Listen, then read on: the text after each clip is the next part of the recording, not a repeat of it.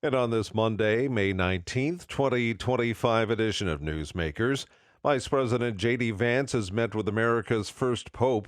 Sagar Magani reports. Vice President Vance has met with Pope Leo XIV and invited him to the U.S. Good morning. Good morning. How are you? Good. So good to see you. Welcome. At the Vatican, the first American pontiff greeted Vance, who came with gifts. This is a letter from the President and First Lady inviting you to come to the many things to do, but wanted to make sure I gave that letter. At some point, yeah. Of course.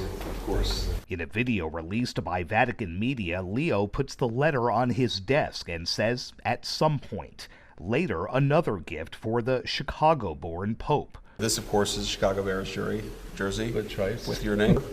Leo reciprocated with a bronze sculpture reading the Italian inscription. The peace is a fragile flower. Vance was in Rome for yesterday's formal mass opening Leo's pontificate. Sagar Magani, Washington.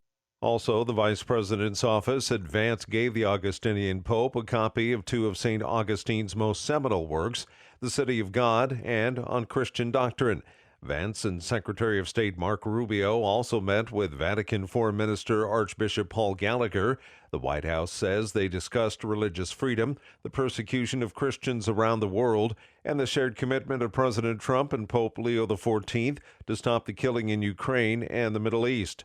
The Vatican listed Vance's delegation as the first of several private audiences Leo was having today with people who had come to Rome for his inaugural Mass, including other Christian leaders and a group of faithful from his old diocese in Peru.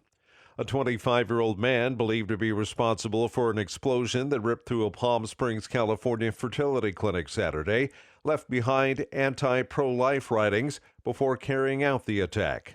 Julie Walker reports. Guy Edward Bartkus is the man the FBI believes responsible for an explosion that ripped through a Southern California fertility clinic. Authorities say he left behind writings with anti-natalist views that people should not procreate.